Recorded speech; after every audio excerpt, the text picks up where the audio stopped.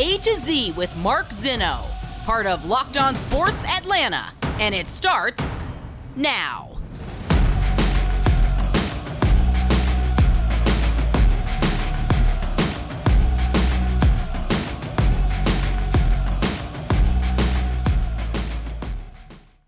Good afternoon. Welcome to A to Z here on Locked On Sports Atlanta, where today I tell you the other side of the coin. Welcome in. We are live here on this Friday. Great to be with you guys. A lot to get to on the show today as we have some Atlanta Braves predictions going forward as they start a big homestand. I look forward at the schedule. I can predict when they'll be back above 500. That is coming up later on in the show, as well as Lon Jabara, sideline reporter for the Atlanta Hawks, will join us. Also, my good friend on Pickswise Nation, where we do some gambling stuff together, will join the show in our final segment as we go over the Atlanta Hawks offseason. But we start today with the Atlanta Falcons. And oh, by the way, I want to remind you guys, make sure you give us a follow on Twitter at Locked On ATL. I'm at Mark Zinno. Of course, don't forget to subscribe to us on our YouTube channel, and we're free wherever you get your podcast. Just search Locked On Sports Atlanta. Should have said that before, but away we go here on this Friday. The Atlanta Falcons. And, I continue to dive into the draft and into the offseason and look at where this team is and how they're doing with roster construction and try to forecast what some of the future may look like.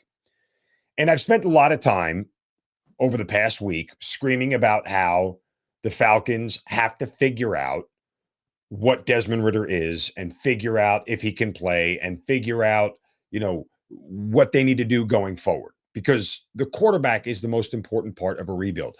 And in reality, you start to look at the cornerstone pieces of this franchise. And my friend Michael Rothstein from ESPN.com sums it up pretty succinctly. There are 5 cornerstone pieces on this team right now: Grady Jarrett, Jake Matthews, AJ Terrell, Chris Lindstrom, and now Kyle Pitts, right? Like, those are your cornerstone guys that probably aren't going anywhere anytime soon, that likely won't be cap casualties, even though Jake Matthews could be, but I don't see that happening because he is a very viable left tackle and should continue to be for another 3 to 5 years. So those are your 5 pieces right there. Those are the guys you're going to extend when their first round deal is over, and you're going to keep them here on the roster, and you can help build around them. And I think that's fair. After that, everybody else is up for grabs at this point in time. And the question is you need a quarterback to be that 6th piece, and that's really where you start to look around. And oh, by the way, what have I said repeatedly about the 4 most important positions on a football field? On the defensive side, it's pass rusher and cornerback, which they have. And Grady Jarrett, again, not a pure pass rusher, but, he's an above solid defensive lineman. He's a very good defensive lineman. But he's sort of that guy. And you have AJ Terrell. And then you need a left tackle, which you have in Jake Matthews, and a quarterback. Those are the 4 most important positions on a football field: quarterback, left tackle, pass rusher, and corner. Like that, if you don't have 4 of those, you're not a playoff team. If you don't have 4 legitimate of those, you're not a playoff team. And so as we sit here right now and look at where they are and what they're building, obviously the quarterback is the glaring one. And is Desmond Ridder that guy? Well, here's the other side of the coin. Because, again, I've said repeatedly that you have to figure out whether this kid can play. Like, that is your sole purpose in 2022. What if, though? What if the Falcons start their offseason program, they get him into rookie camp, they get him into OTAs, they get him into mandatory minicamp, and then training camp rolls around. And by that point in time, you know what the Falcons are going to know by the time they kick off training camp? They're going to have a very good measure of where Desmond Ridder is as far as being an NFL quarterback. And I'll give you a perfect example with a quarterback who was drafted much higher and a quarterback that many people felt should be wearing a Falcons uniform. And that's Justin Fields. Justin Fields was drafted by the Bears. And you might not remember who what veteran they put in place to sort of be the competitor / veteran starter, and then pass the torch to the young rookie kind of guy. And that was Andy Dalton. Remember, Andy Dalton had lost his starting job in Cincinnati, was a backup in Dallas, right? When Dak went down, Andy Dalton came in, and then he takes the Chicago job. And when Matt Nagy, who was the coach of the Chicago Bears at the time, told you guys when training camp started, we're starting Andy Dalton week 1. He's our starter. He only said that for one reason, and one reason alone. And this is a guy, oh, by the way, whose job was on the line. This is a guy, oh, by the way, who was on his way to being fired, and he knew if he didn't have a successful season, he was going to be fired. And you know what he did? The guy that they drafted, what was it, 5th overall, said, sit on the bench. I'm going to start Andy freaking Dalton instead. And why did they say that? Because they knew and they saw Justin Fields wasn't ready. He was not ready to play yet. And, oh, by the way, when Andy Dalton got hurt and Justin Fields had to come in, guess what we found out? Justin Fields ain't ready. He doesn't have it yet. It hasn't all translated for him. And that's the other side of the coin of this thing for Desmond Ridder, is that he might not have it all yet. He might not be ready. And if he's not ready, throwing him to the Wolves only does two things. One, it's going to hurt him, hurt his confidence, and not make him any better to a certain extent. And two, it's going to end up being a waste of a pick. You're going to find out it's a waste of a pick. And he's a long-term prospect that really isn't ever going to see the field for you until he can prove he's ready. But it's going to be very hard for him to do because he's not going to get enough reps to show you that he's ready. Now, you could argue, look, if you figure out at that point in time you can't play, you're drafting another quarterback anyway. And you're right, you are. But do you still, when you draft a new guy, have to go through the same process to figure out if that new guy can play? And just because they're a first-round pick doesn't mean that they can play. See Josh Rosen. See Sam Darnold.